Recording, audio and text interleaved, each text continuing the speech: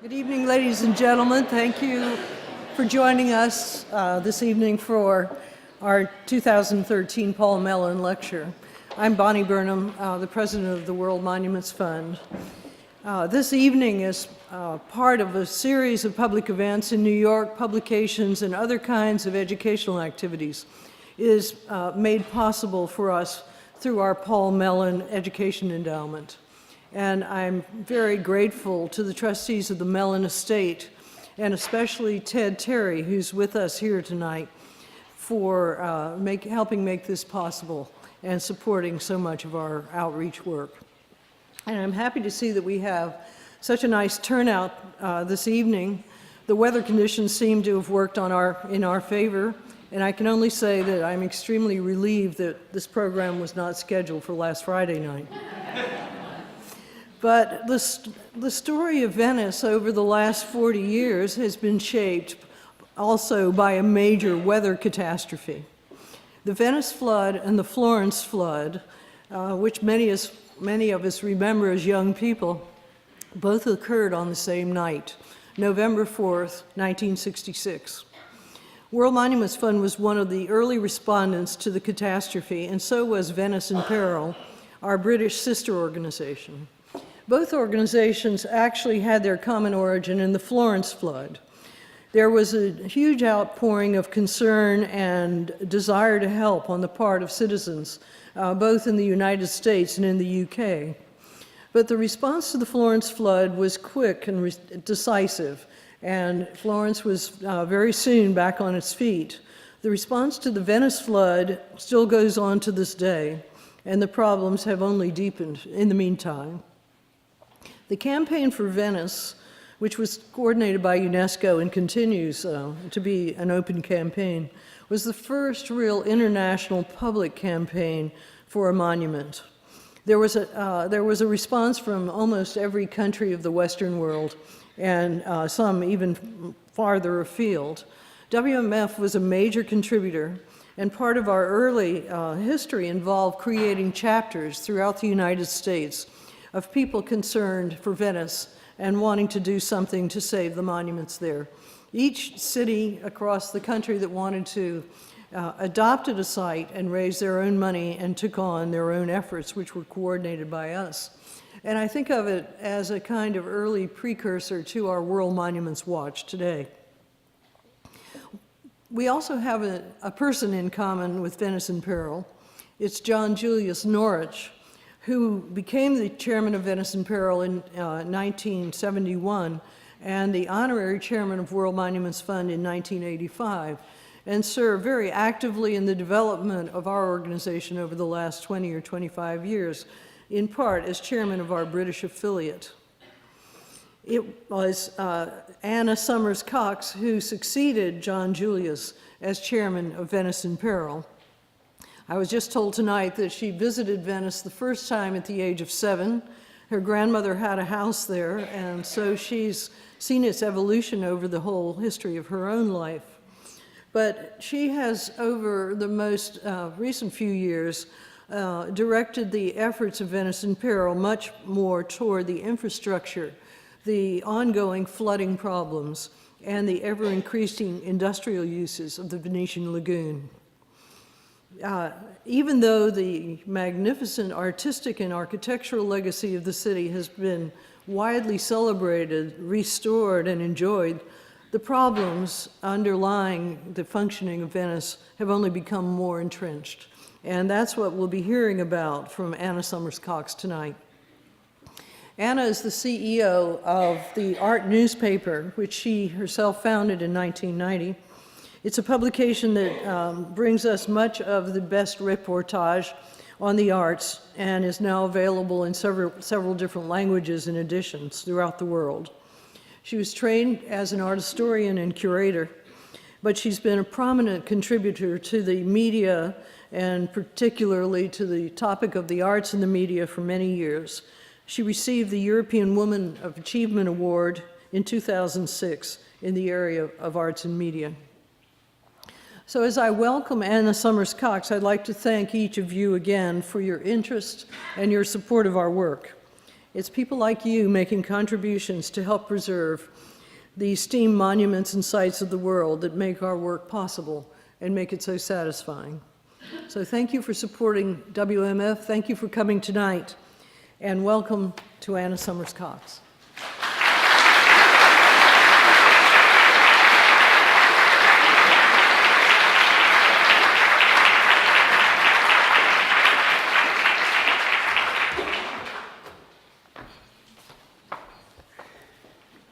Good evening, ladies and gentlemen. It's a great honor to be here, and it's wonderful to see such a full house for a topic that really I think is of the utmost importance, and the opportunity to present it to you is a very precious one, and thank you, World Monuments Fund, for that.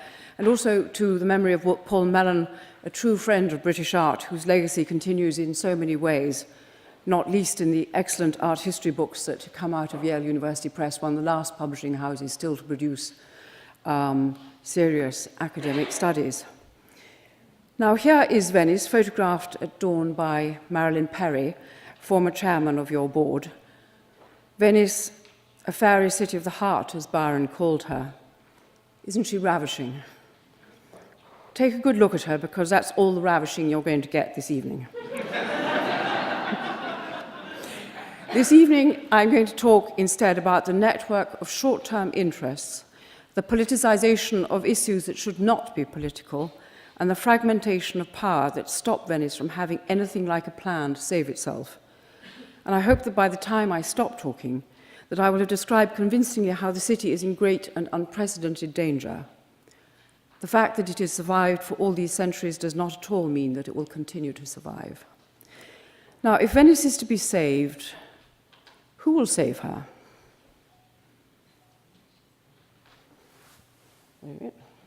Rhetorical question.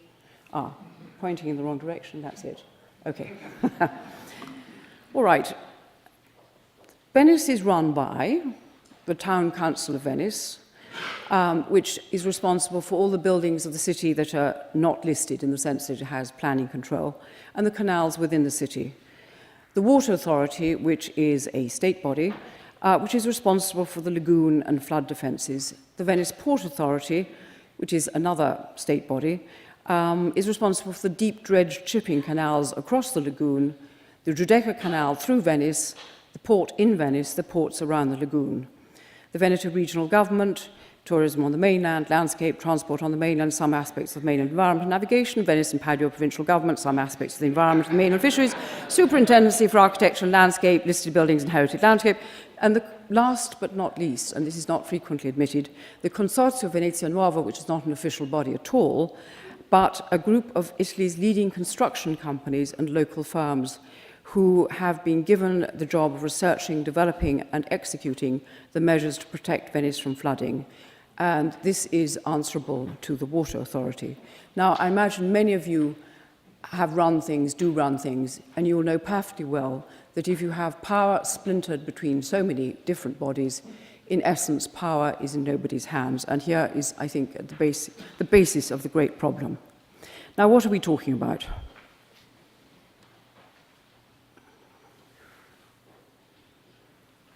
Okay, aerial view of Italy with Venice up here. As you see, the cul-de-sac of the Adriatic, which can flood extremely easily because a strong wind can push the water up to 20 centimeters higher than its normal level. Combine that with a low-pressure system, combine that with a high tide and a seiche, which is a kind of oscillating motion of the waters, and you get the exceptionally high tides that you have in Venice. In addition, the whole of northeast Italy is gently tipping downwards, which is why Venice goes down by the rate of about 2 inches a century. Here is the lagoon of Venice, and with 2 of its openings visible. Here's the one that goes in by the Lido. This is Venice here. This is the island of the Giudecca. This is the Giudecca Canal. and here is the Marghera opening, and then there's another opening sort of down here. The lagoon is 341 square miles, fed by a very large drainage basin of 1,149 square miles, with rivers bringing down pesticides, fertilizers, and toxic metals into the enclosed waters of the lagoon. Now, in 1987, Venice was declared a UNESCO World Heritage Site, and one of the things you're supposed to do then is come up with a management plan. Just before Christmas, Venice Town Council finally produced its management plan, and it is the only management plan for Venice. There isn't another one stashed away in Rome. This is it. So I read it with extreme interest. It's 149 pages. They say they consulted 230 bodies and people and received 130 submissions. I was astonished to find that it failed to tackle three fundamental problems: the cruise ships, the absolutely ineluctable rise in tourism, and the rising water level in the Mediterranean and indeed in the rest of the oceans. So let's start with the cruise ships. The management plan says, it literally doesn't mention the word cruise ships, but it does say the plan has to fit in with the port's objectives with a view, I'm quoting, with a view to developing the Port of Venice as part of the historic, economic and social heritage of Venice and its lagoon. Now here is one of these cruise ships. They are, most of them, about 990 feet long, which is the length of 3 American football pitches. This, by the way, rather charming, is how the port's annual report. No? Oh yes, here's another one. This is another photograph by Marin, who used to have a flat looking out on the Giudecca Canal. And there is Palladio's beautiful church. And you can see the contrast between the fine detail, the subdued colors of Venice, and this mammoth, this floating apartment block. That is how the port's annual report presents itself.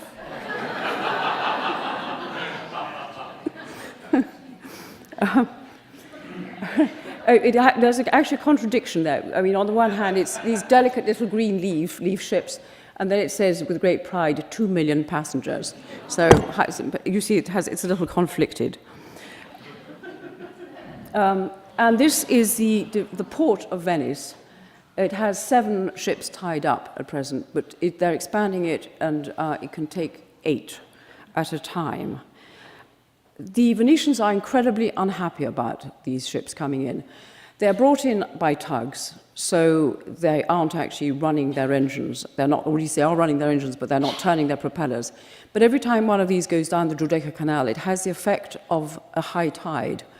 So the water rises in the canals off the Giudecca Canal, and it's not a city that can take, these continual fluctuations in water.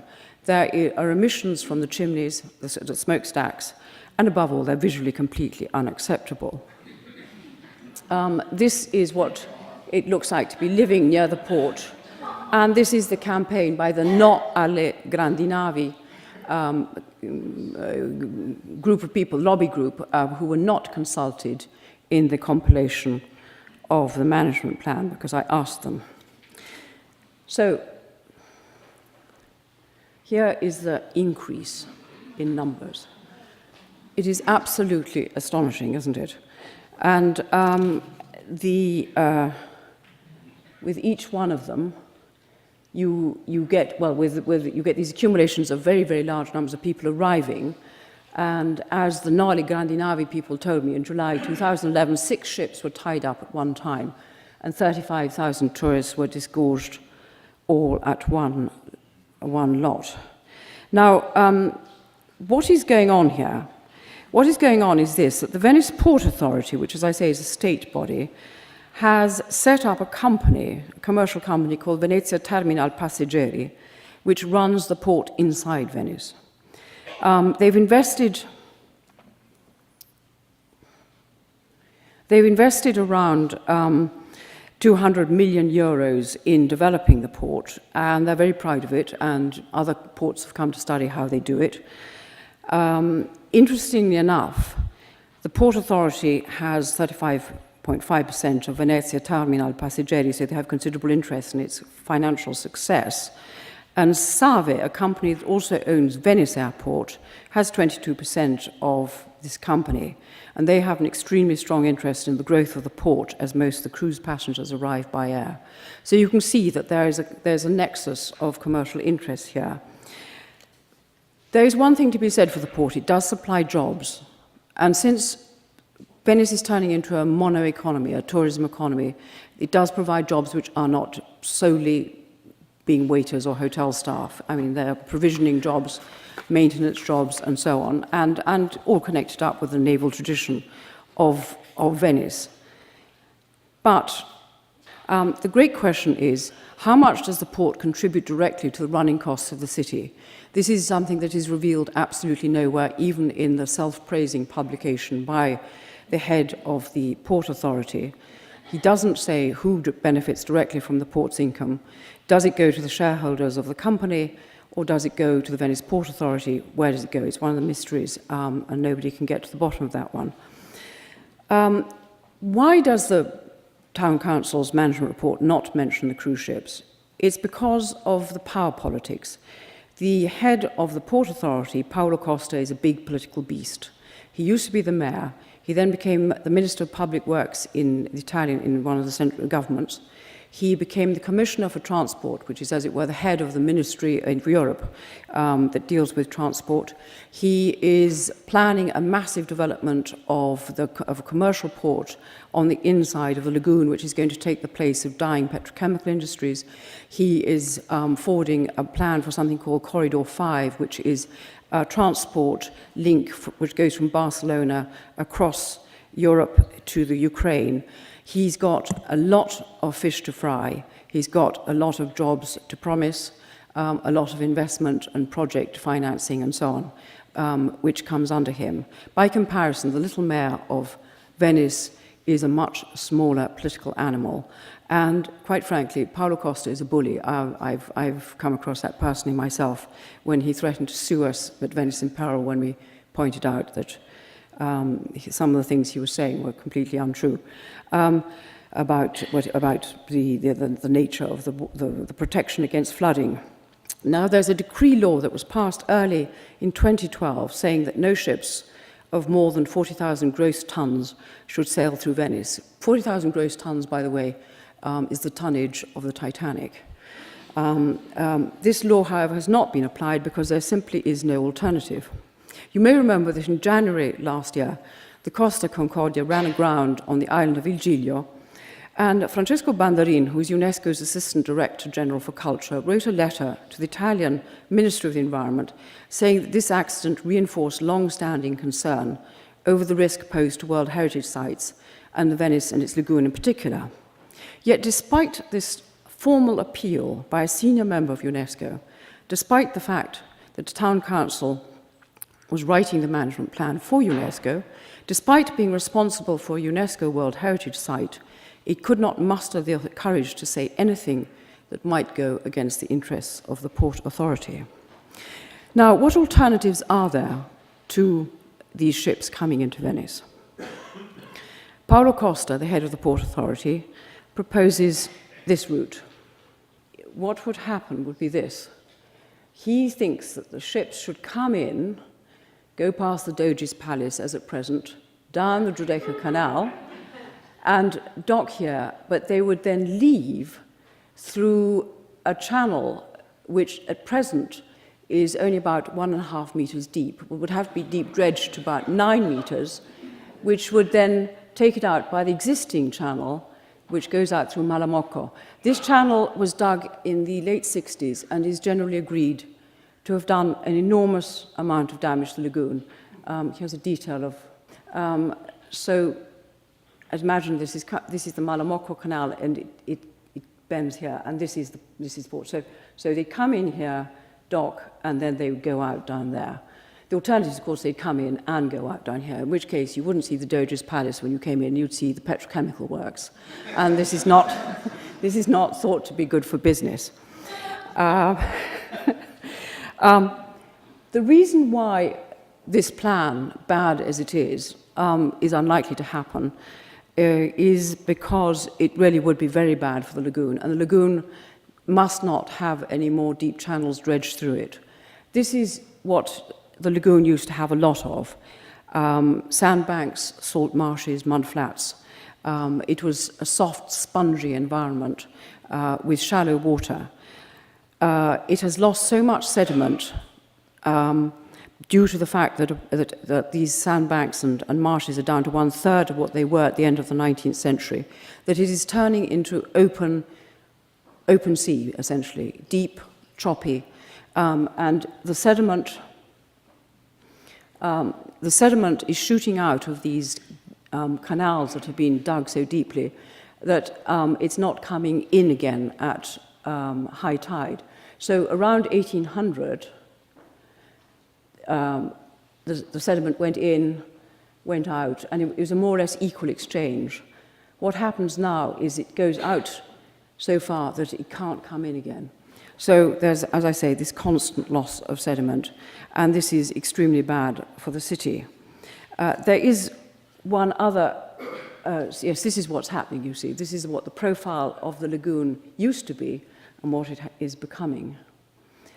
There's an alternative plan by a former deputy mayor, which is to use the breakwaters at the Lido entrance and build a sort of lightweight port here for the ships, and then people would come in in sort of catamarans, which would disturb the surface of the water as little as possible. But you would have an awful lot of catamarans bringing in, some 40,000 people a day, So that itself is not without problems, not least the fact that it would cost 200 million euros to build. So I can't actually see a solution to this problem currently, unless there is very great political will to move the port down the coast. So that is the first problem that is not touched on in the management plan. Let's move on to the second one, tourism. It does mention tourism, it talks about it a great deal, but it doesn't say the absolutely obvious fact, which is that at some point, not too far in the future, you're going to have to limit access to the city. I'll just give you some facts about tourist visitor numbers. So, this is now normal in the summer months, and people aren't happy. This is not good for the people who are coming. It's not good for the Venetians, but it's a terrible experience for anybody arriving in these conditions. It's a little-known fact that of the approximately 17 million tourists a year who come to Venice, only a small proportion actually sleep over in Venice or around the lagoon.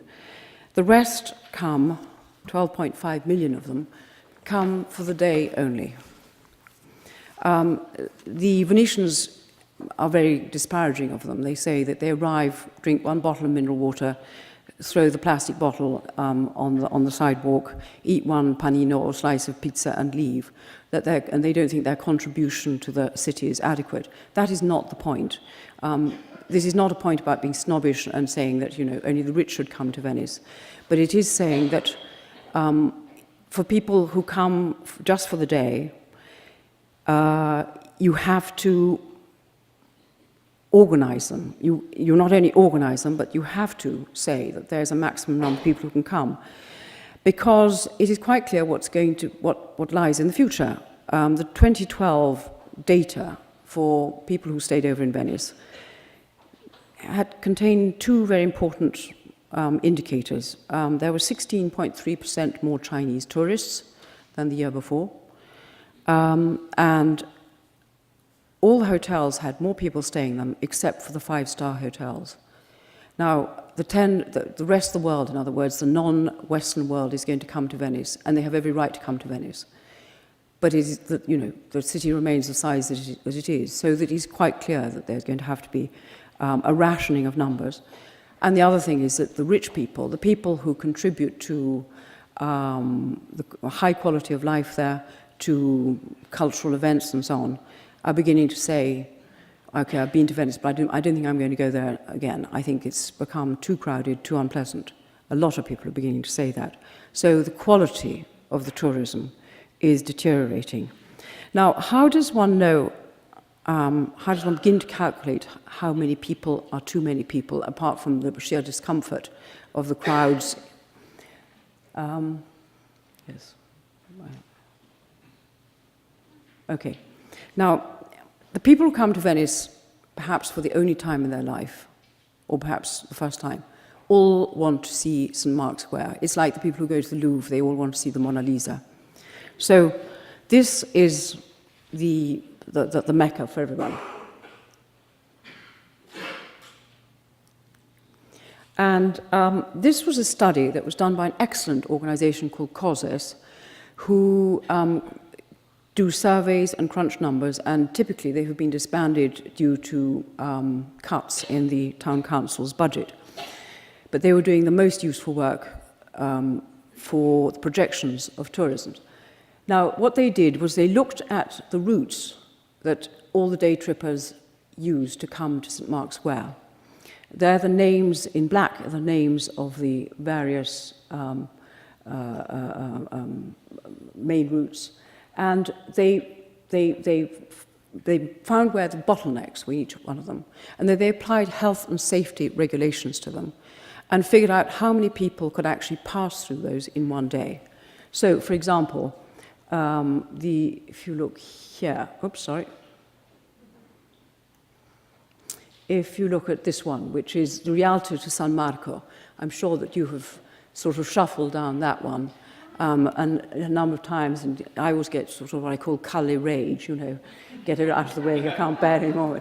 Rialto San Marco, that the maximum number of people who can fit down that safely are 30,000 people a day, and that is the bottleneck, the Ponte dell'Oro. So, given that there are only a certain number of routes to get into St. Mark's Square, actually, you can work out quite easily what the maximum number of people are who can be in Venice for the day because of the way in which you know that they behave. Now, what does the management plan say about tourism? It says that they intend to rationalize the tourist numbers by routing them around other parts of Venice. They're going to get them to visit the Laguna and the surrounding countryside, and they're going to develop ecological sports. But the fact remains that when the world comes to Venice for the first time, they want to see the famous monuments that they have in their mind's eye, so that the experience will have to inevitably ration sooner or later. And this would have been the moment to float the idea. Why haven't they done so? Because any mention of limiting tourist numbers gets a sort of almost hysterical reaction from everybody, from the people who are selling gondoliers' hats to the Venice Port Authority. So the second big issue was dodged by the management report. But however much the cruise ships may offend against the beauty of the city and tourism may destroy its soul, neither seriously threatens its physical survival. Sea level rise does, however, and the most shocking gap in this management plan is that this is not discussed at all. All right, this is a photograph taken around 1900 of the steps at the side of the Rialto Bridge, and I invite you to look at them. Now, these are all clean steps. They don't have slime on them. That means they're not underwater during high tide.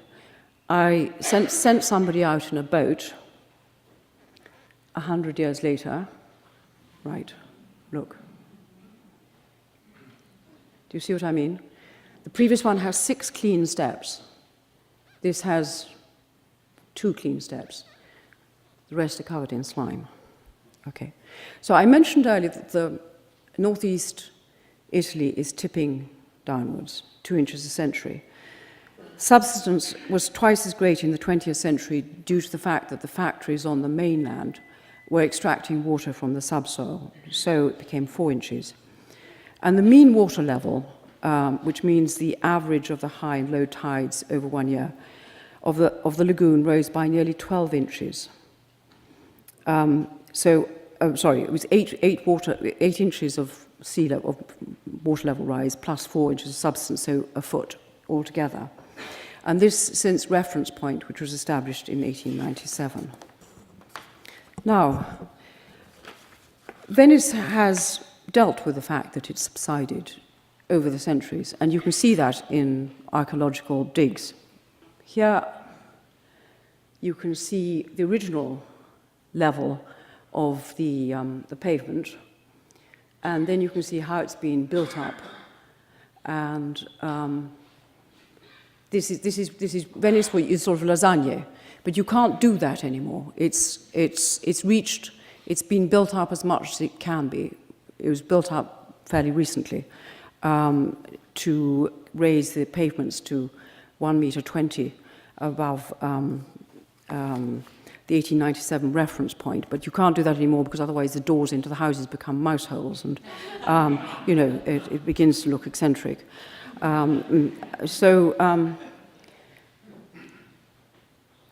What has happened is that the system used for building Venice doesn't work anymore. They built the city with stone bases to the houses, Istrian stone, which is fairly impermeable to water. So you see here, this is the stone base.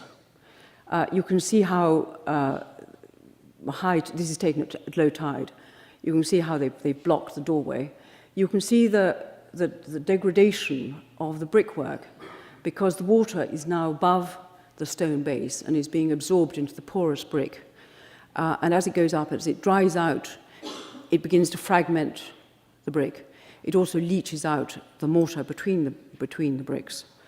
And this is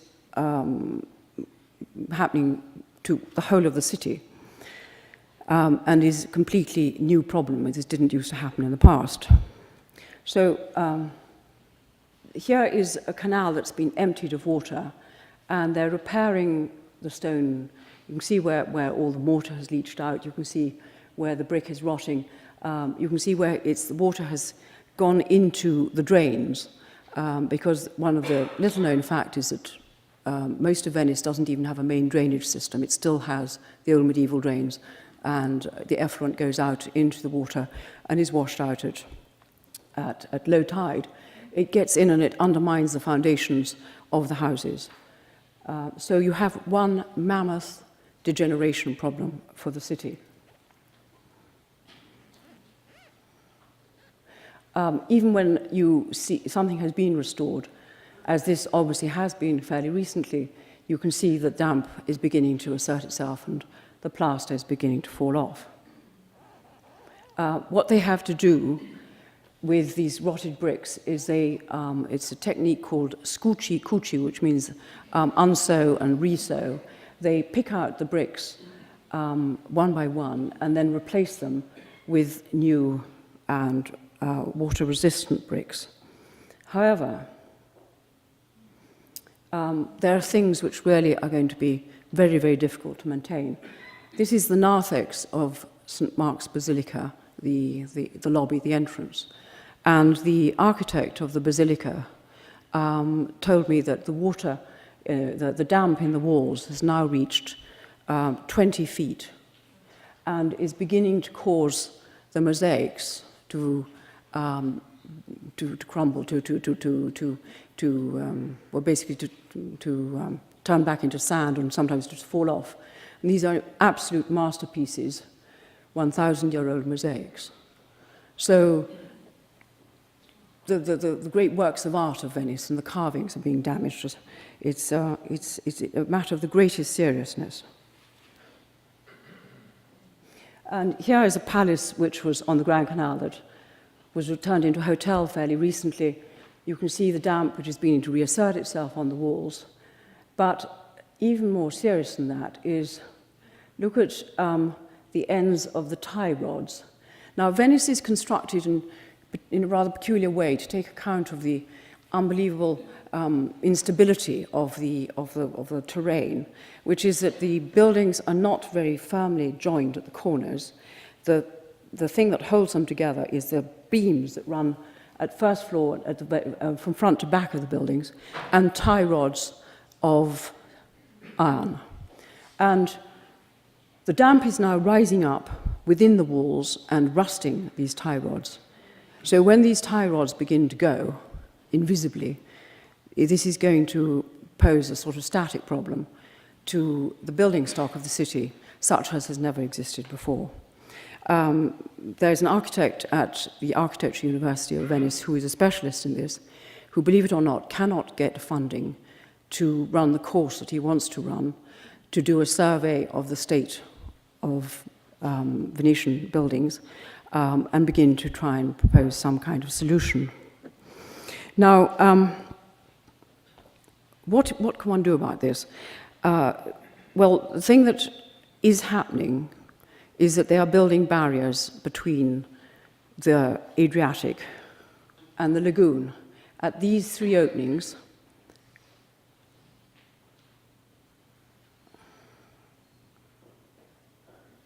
are going to be a series of these gates, 78 of them between the three openings, which normally lie flat, they're hinged, they lie flat on the sea bottom because they're filled with water.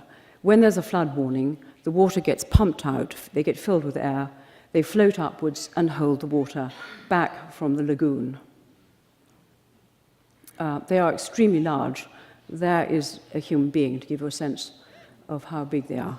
And this is called, rather happily, MOSE, which is a contraction of modulo sperimentale, which was the name they gave to its prototype element, MOSE as in Moses, of course.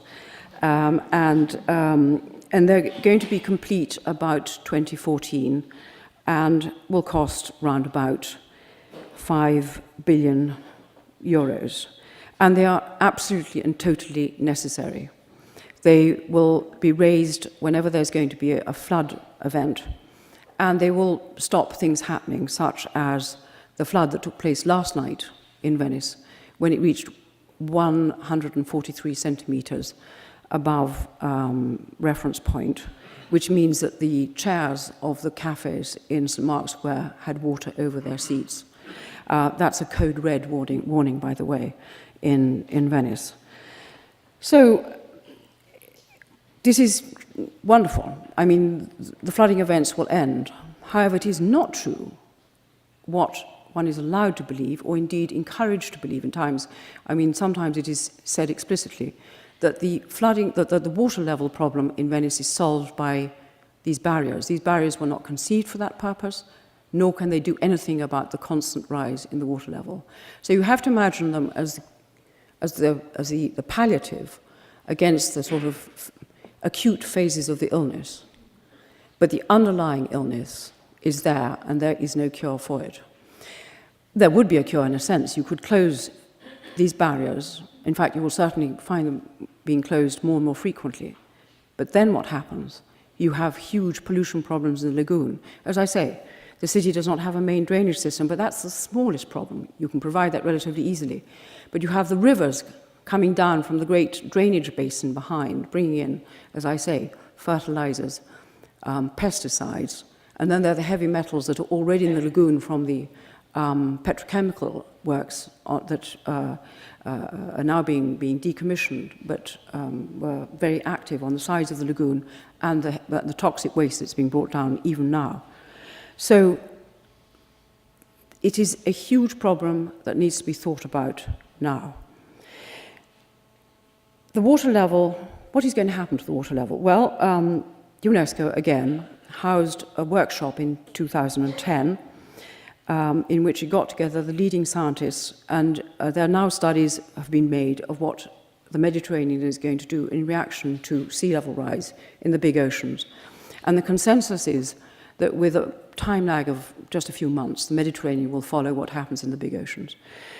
The last IPCC report, that's Intergovernmental Panel on Climate Change, predicts global sea level rise of 7 to 23 inches, but this is without taking into account ice cap melting. Next year, the IPCC reports again, and I've been told by the scientists in Cambridge that the predictions are of much greater sea level rise. So if you add that to the fact that Venice will go down spontaneously about another 2 inches, that is already an inch above 1897. Add to that, let's say the 23 inches are 2 feet, which is the higher level of the old IPCC prediction. That's 3 feet above 1897. And it could be much worse. Now this is, I'm just going to read you what the concluding sentence of this workshop in UNESCO in 2010 said. It said, in conclusion, with the projections given in this report, there should be no doubt that the sea level will eventually rise to a value that will not be sustainable for the lagoon and its old city. The planned mobile barriers might be able to avoid flooding for the next decades, but the sea will eventually rise to a level where even continuous closures will not be able to protect the city from flooding. The question is not if this will happen, but only when it will happen. Now, this report, incredibly, has not been passed on to the ministry in Rome. I went to see the Undersecretary in the Ministry of Culture, who is a man who was, in fact, the superintendent for architecture in Venice. So it's a city he knows very well. He has strong connections with the city. He was completely unaware of it. There is no plan beyond Mose, he said to me before Christmas. He said, there is nobody who has all the cards in his hands to reach a decision about what to do. And he said, this is a country that does not plan. So, that from a senior member of the government. So, why this extraordinary silence in the management plan? It's because the whole question of the mobile barriers is absolutely fraught. It was the special law of 1984, which led to the creation of the consortium of these firms for building it, led to the development of the project relatively quickly. The prototype of Mose was floated in 1988, but then there followed 20 years of wrangling because it became politicized. It became a party political matter. The centre-right wanted to build them, and the left-wing parties, at that time there were coalitions with Green Party and Communist members, were against them because they said they were a conspiracy of big business and that soft ecological measures could do the trick. This was proved to be untrue, but it led to deep skepticism about the whole project, not helped by the fact that the consortium hunkered down and became extremely defensive, extremely untransparent. They are not properly supervised because the Magistrato alle Acque, the water authority that should be its supervisor, is in fact much less powerful than the consortium itself. And as a consequence, people prefer not to talk about anything which would reignite the polemics. And if we were not to say, well, these things were not the ultimate solution, most people would not understand that actually we need both. We need the barriers, but we also need to start planning for the future. And so the town council has bottled out. They preferred not to mention except very much sort of en passant, the fact that the water level is rising. No mention of the IPCC's predictions, no mention of the UNESCO symposium. Now, I'm just going to show you quickly.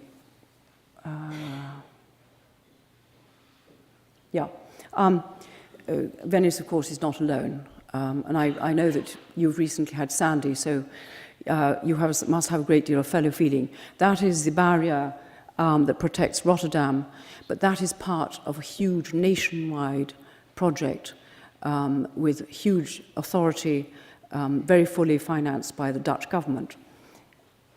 They've closed that once in anger, and they close it once a year to see that it's still working. And these are the Thames barriers. If you ever find yourselves in London and you've really seen everything else, go down beyond Greenwich and see these, because they're extremely handsome and have been operative since 1984, and they are closing them more and more frequently. And they're part of a big scheme of the Environment Agency, which is, again, a very powerful organization that responds to the Ministry of Agriculture, Environment and Fisheries. And they're planning through 2100, in other words, to the end of the century, and so are the Dutch. The Venetians are not planning beyond 2014 or 15 when Mose is ready. Yes, you may laugh, but I mean, you know, it's very sad. The Venetians were not always like this. I mean, when one looks at this is a diagram of just look at that line here. That was dug out in the 14th and 15th centuries when they realized that the rivers coming down the lagoon were going to silt it up, and they would cease to have the maritime advantage and the defensive advantages of being surrounded by water. So they dug out canals and diverted the rivers. Isn't that extraordinary, with the techniques of the day?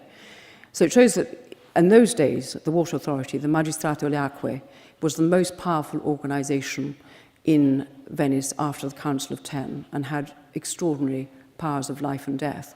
Well, there's, you know, I was going to say life and death, but Venice needs something rather similar. And this is the feeling of an excellent lady called Michele Scibilia, who is trying to muster protests by the local residents, and she's had herself photographed.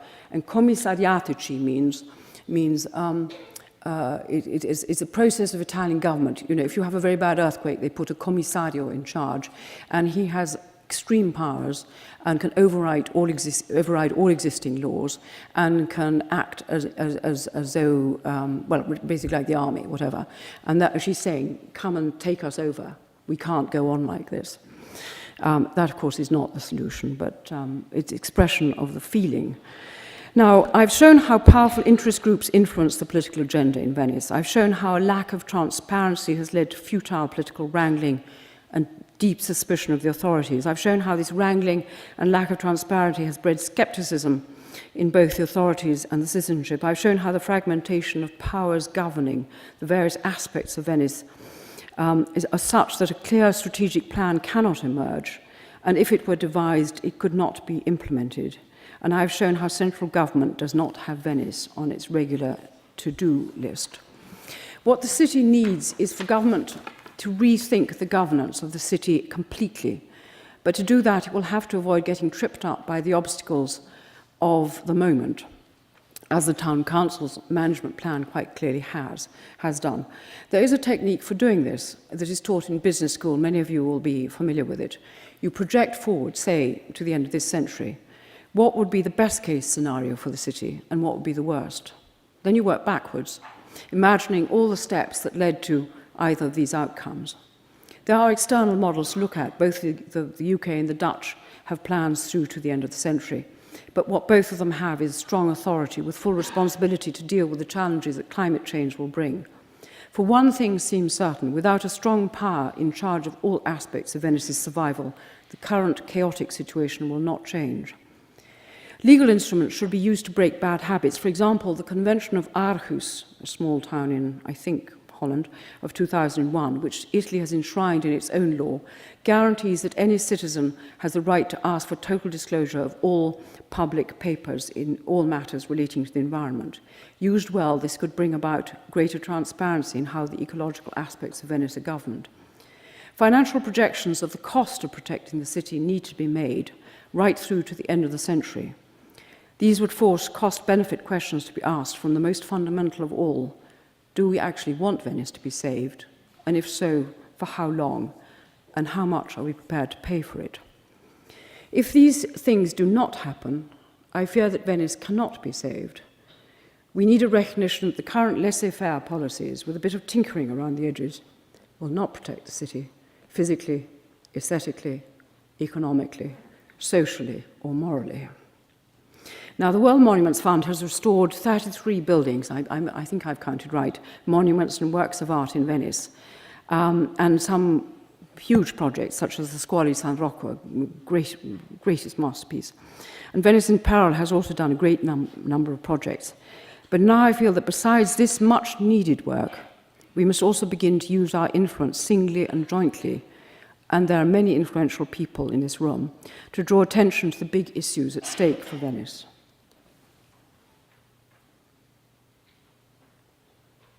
I want to end with two famous quotations, one by Byron, I leave for you to read. I think you will agree with its message, which is that the fate of Venice is something that touches all mankind, and that therefore we have the right and the duty to try and influence its future. The second quotation is Donne's line, "Send not to know for whom the bell tolls, it tolls for thee." Although the difficulty Venice has in reacting appropriately to the great ecological challenge it faces may be more extreme, more tortuous than most, in our own way, all of us, New Yorkers, Londoners, Netherlanders, and millions of others, all of us are facing the same necessity of taking decisions that may be the difference between the survival and the destruction of our cities. And we're going to have to collaborate as never before. Venice is a terrible warning of how politics can get, and short-term economic interests can get in the way of this collaboration. Thank you for listening to me.